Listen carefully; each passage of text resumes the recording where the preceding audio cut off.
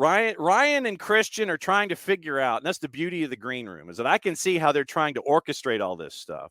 It looks like they are in a kitchen and getting everything squared away. Like I said, that's the beauty of the green room. I can sit there and see how they're trying to orchestrate all this stuff. It appears that they are settled. They're settled and locked in one place. And so what that means is we start in hour number 2. We're going to talk TST. And we bring in Ryan and Christian. Gentlemen, good morning. Thanks for dropping by. Let me see if I can unmute. You guys have to unmute your mic. There it is. Yes, sir. Good morning, John. How we doing? Doing all right. Ryan, for those of you that might remember, Ryan is one of our expert analysts when it comes to the SAA soccer tournament. You might have seen him on his cameos helping us out in the pre and post when it comes to stuff at Oglethorpe. But we have dueling Oglethorpians here. Actually, I don't know if you're dueling Oglethorpians because you were on the same team. Here's your TST update with our friends at Pasha. Now, guys, now that the tournament for you is over, for Pasha Luxury FC, let me just ask, and I'll start with Ryan since he's on the left-hand side of my screen. What was the experience like for you? Man, it was definitely a unique experience. I think the event itself was amazing. They definitely put on a good event in terms of the organization for it and everything else like that, getting all the teams together, almost 50 teams together from all around the country and even some people from outside the United States as well. Definitely a great event. And I think if I speak for everyone, we had an amazing time. All right. Yeah. So, Christian, let me ask you, how did this go down for you guys? Was it something like, was it phone tag, or was it, the top of the mountain at Pasha Luxury sitting there going, okay, we need as many Oglethorpe guys as possible, round them all up. We need you here. How did all of this happen for you guys? It's, first off, John, thank you for having me. This is awesome. No, it's actually pretty funny how the whole thing came together. I was, I think, talking to my mom this morning. It's pretty crazy how a Wednesday night men's league team kind of turned into this competitive, highly a lot of quality in the squad, and we were able to put a team together that was able to compete at this tournament, which for me was the first time. Absolute amazing first impressions. The tournament really did a great job organizationally. Just between the staff and everything else, like getting the stars and like handling certain personalities and people like that. I think they just put on a quality event, and we had a good experience. All right, so then let me ask it this way: what was the coolest off the field moment that you had? Then obviously we're talking to them because they're not prepping for the final, but they did lose to a team on the right-hand side of the bracket that is playing for the championship at TST, so they have that they can hang their hat on. What was the coolest off the field moment that you had? And the coolest on the field moment that you had is like, oh my God, I'm marking so-and-so. Go ahead. Off the field, I would just say going through the whole experience with the team, getting to know the guys. I think Hassan really did a great job at selecting a good group. Not only of quality football players, but quality people that also made this journey one to remember. On the field, I would say I'll never forget. I mean, that first game against Sneaky Fox, we lost in target time, but that was one of the most fun games I think I've played in a while. And just playing against guys that have national team experience, it's definitely it's definitely a great experience. Yeah. Well, so then, Christian, does the target score time goal to beat? I think it was Della saying that you beat La Mexicana in target time. What was that? Was that obviously that's a highlight? But what were some of the other highlights for you in this tournament? Yeah, that was definitely awesome. Great goal. He's just being humble, man. No, it was awesome. That was definitely big highlight for the tournament. I mean, even just as a friend, like seeing my boy just score that goal was so awesome. And maybe off the field too, Hassan in terms of accommodations, had us, all the boys were staying in a pretty nice house in North Carolina, and this one neighborhood, all the boys under one roof. So, I mean, again, thanks to Hassan, he's the man, and he had us all together, and we were just the enjoyment of being with the squad, playing games, and the camaraderie of the team and stuff like that. That was probably the best off the field, but yeah, I mean, in terms of on the field, I think, that Sneaky Fox game was cool. Defending Giovinco, that quick goal game was nice. That was cool too. But yeah, just seeing the moments and stuff like that we got to be a part of, is looking back now is really cool. Christian, how much of an adjustment is it to play in TST? Because you've got to know rules, you've got to know quirks, you got to know TST, and if you don't score, it goes from a man down. You're playing odd man. How much of a rules collision is it in your brain? It's like, oh crap, I can't do this. I have to do this. Yeah, I kind of started gearing up a little, maybe a couple of weeks before, looking at the rules, kind of helping, because I knew, obviously, slightly different than 11's aside, all the little intricacies, and I feel like I definitely had ambitions to go further in the tournament, and if you want to win and succeed, you have to pay attention to those details, and I think, it was a learning experience as well, for sure, because I mean, dealing with a man down target score basically with the extra player as a keeper, it is a whole nother game. I watched a little bit of ice hockey growing up, and you had to kind of bring that knowledge into the play. It was interesting.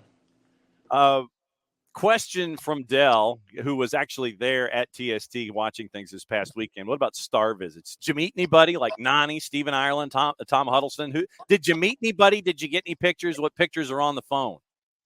Yeah, definitely met and saw some of those people. There was a cool little athlete village they had set up for the players, all the players, just kind of like, I mean, I've never been to the Olympics, but just similar to that aspect, like an area where all the players are, like a different like tents and stuff for the players to hang out in between games and things like that. So definitely saw all the stars and stuff. I don't think I got any personal pictures myself, but I think the only one I got was with Brad Evans at the beginning. I was kind of excited about the whole thing. I was after the game against Sneaky Fox. But then after that, I feel like we didn't really face anyone of that caliber, and that's where I was hoping we would. But well, you're plowing through, folks. You get into the bracket, you're getting into the playoffs, man. It's just who you play and who you take out. That's what you're doing. Yeah. So let me start with you, Christian. We'll go Christian Ryan on this one. So we talked about how different the adjustments are when it comes to prepping for TST versus normal. And all the star power and everything like that. In trying to track Ryan down so he could be on the show, it's like, we set up a time and then you guys end up playing like in the middle of the night.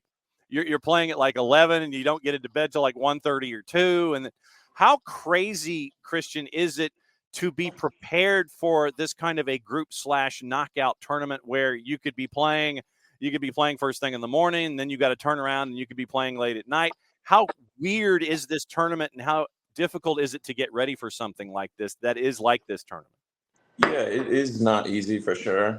I think I was fortunate to obviously come off a full season in Germany, and being in that environment. It's essentially, training every day. The tournament, I was joking around with Ryan, is a training session of its own. You warm up and then you do a little small-sided game, and that's really, in training I try to win every game, so it's really nothing different, and that's kind of how I try to go about it. I knew obviously the future, we didn't know how many games we'd have to play, we didn't know the schedule like you said, but you really just have to take everything for face value and do the best you can with what you're given, and I think that's what we did. Ryan, what about for you? I think there's nothing really you can do to prepare for the moments that we were in, like on the field. But I mean, we've been playing 77 small-sided silverbacks. Like that's how this team started in the first place, essentially. But the field that we play on is a little bit bigger. No one that we play against has strategy or any sort of things like that we were up against in this tournament. Not that they don't have quality players. There's definitely quality amongst the players at Silverbacks for sure. Like there's other players that play at Silverbacks that were in the tournament with other teams as well. So it's just there's just nothing really to prepare you. Like there's you gotta show up in that moment on the day to play, and obviously there's preparation and training and getting touches right and passes right and things like that. But just a whole different ball game in terms of strategy and things like that. Definitely learned a lot this week in terms of the next level or getting to the next couple of rounds if we did have aspirations like that in the future. Just what we would need to do going forward. Definitely different, very different. Yeah, Ryan Marcano, Christian Waegelin hanging out with us at Go Petrels, probably keeping an eye on everything going on with these guys. Oglethorpians who got to play in TST and made it to the round of 16 before losing to eventual finalist out of the right-hand side of the bracket, La Bombonera. You mentioned, Ryan, about preparation and all this kind of stuff. Christian, let me ask it this way. As you guys are trying to prepare, it's like, I got stuff I got to focus on.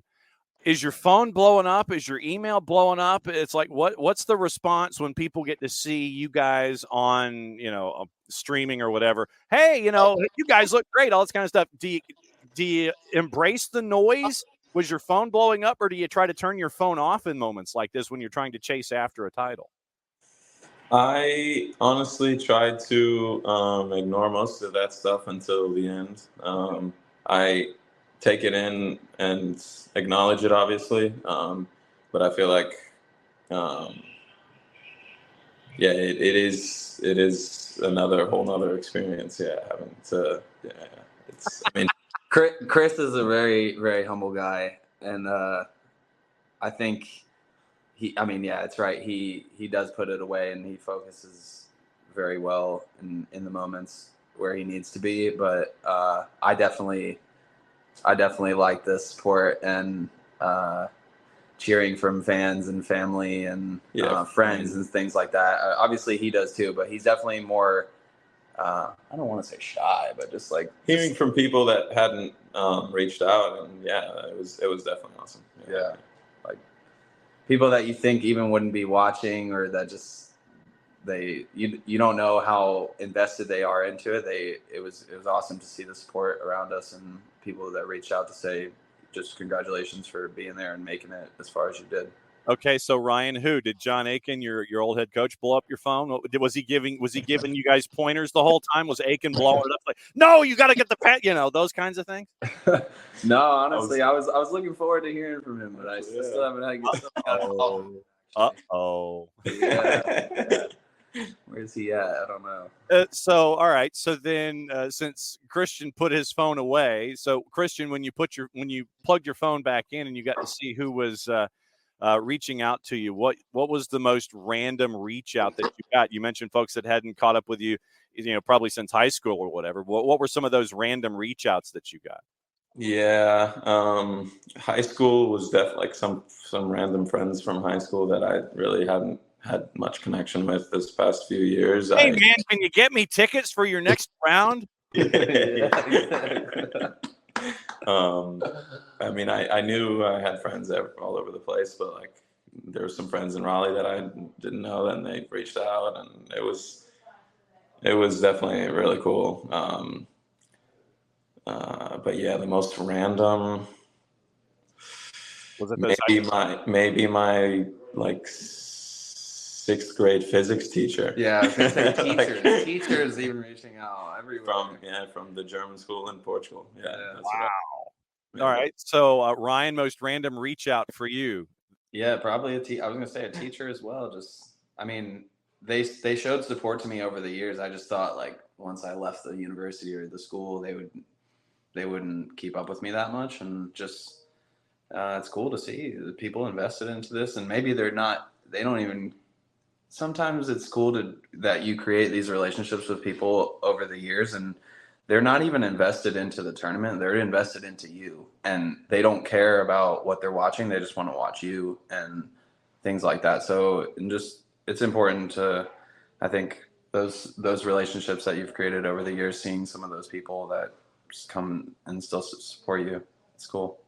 Dell, who's watching in Charleston, our resident Charleston Battery fan. Hey, Charleston. So he says he watched you play on Friday over on the far field, and you played great. Did you guys talk about coming back next year? Have the plans for Pasha Luxury for 2025 already started? Not officially. I think we got some aspirations to be back at the tournament next year for sure. At least me and him do. Definitely. Yeah, we'll beat Pasha Luxury. We'll go ahead and do it. It's just the two of us. Yeah, we'll bring food.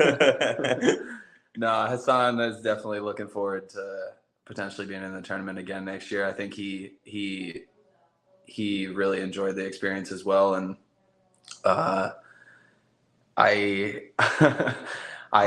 can't say enough nice things about him. Seriously, he really took care of the group so amazingly this week, and I wouldn't put it past him to be there at the tournament next year. All right, so last question for both of you, and it's the same one, but I'll start with Christian to get his response.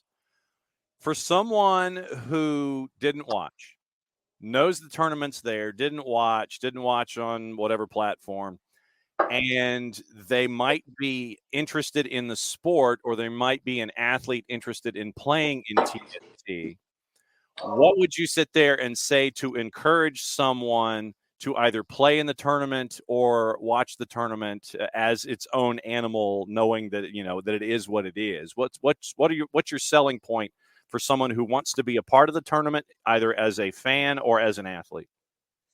Yeah, I mean, as an athlete, I think it's a great experience just to, test yourself among some of the elites of the game, and I think it's also really cool to see kind of different styles. I mean, obviously, there's been the teams from futsal, players from that high level, and then pro indoor guys, different, right, and then from the normal football that we know from outdoor, and it's cool to see how those clash, and it's nowhere else would you be able to get to see something like this, and then the fan experience they created there was amazing. It's like just how every game ends on a goal, like a tennis tournament, and then the way the games end. I mean, I feel like the most American way, but it has to have some sort of exciting ending, and it's obviously not fun if you're the team that's winning. I mean, it's not ideal, but I think it's a really cool setup. I definitely think they have room to grow, and I'm excited to see where it goes. Yeah. And so, Ryan, what about from you? Yeah, I agree with everything he said as well. I'd honestly, not that I am coming up with ideas for them, but I'd like to see potentially maybe like a tour for them to go around in different cities of the United States potentially, or maybe even outside these states. I think that'd be maybe a cool next thing for them if they were looking to expand or do something else. In terms of being a player in the tournament, I don't think it's just necessarily one of those things you want to hop into for sure. I mean, it's lots of money and training and preparation in terms of it. Not that people can't do that, but just it was a lot to get all this together and for the tournament and stuff. So preparation in that terms of as a player, train hard and be ready. As a fan though, yeah, the fan experience was absolutely amazing. My parents were there too, and my sister, she's a player as well, and she had a blast at the event and thought it was amazing. So in terms of the fan experience, couldn't recommend it anymore. Okay, so I fibbed. Dell's got one more question for you. What'd you think of the way that Newtown played? Man, Great question. this Charleston guy, I love it. I mean, it's effective. No one likes it, but so what did they do for someone who didn't see the match? So they would play out the games fairly normally. The 40-minute, the first and second half, they would play out fairly normally. Just their play style, possessing the ball and creating goals. And then once the target score hit, they would the keeper would hold possession of the ball at his feet, like actually not dribbling the ball, not moving the ball whatsoever at all, and just stand on it until time would be wasted, essentially, until they would remove a player from the field, which is that's what the rules are in target score. So they take a player off the field every 3 minutes. So they would use that to their advantage and keep the ball, and then have the other team running back and forth with their 2 players, getting them tired, whatever. And then until they could create a very, very open opportunity where the guy's essentially just passing the ball into the goal. Yeah, the key was that extra man just became more and more useful the less players were on the field, and that's what they took advantage of. And they would sub the goalie for a field player essentially as it got to lower and lower and lower. So it'd be like three field players versus 2v1. 2 or whatever players, and then a goalie standing in the goal. But excellent. I mean, I will give them credit. I mean, the way they stayed patient and possessed the ball, no doubt. Like there's credit due there. You can't. I mean, they got booed multiple games and still stayed composed. Like I respect it. I mean, it's you're trying to win $1 million out here. What did they say? They beat Reggae Rovers. Beat Reggae Rovers 2v2 in the end by passing it back and forth, and everyone was cheering for Rovers to beat them. Yeah, I mean, we were there watching it. It was disappointing. That's, I guess, one thing too. Maybe a shot clock of some sort would be not a bad idea. Mm-hmm. So what they did is they basically played a 4 corners offense, waited for man advantage. Then when they got man advantage, they swap out their keeper for a position player and just make it kind of like an odd offensive rush, basically. Essentially, yeah. Okay. Well, now that we have fixed all the issues with TST, gentlemen, go and get your breakfast and get your caffeine and get your carbs back in your system, guys. It was great to catch up with you. Fantastic run in the tournament there with Pasha Luxury losing in the round of 16 to La Bombonera, who is in the final taking on Nani FC. And that is, when's the 10th? That is tonight. So it's tonight at 8:30. 8:30, yes, sir.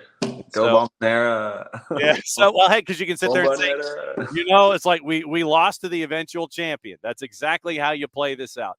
Gentlemen, glad you had fun in the tournament. Thanks for dropping by here on a Monday and breaking it all down for us. And go Stormy Petrels, guys. Thanks for dropping by. Yes, sir. Much love, John. Appreciate you. For sure. Thank you so much.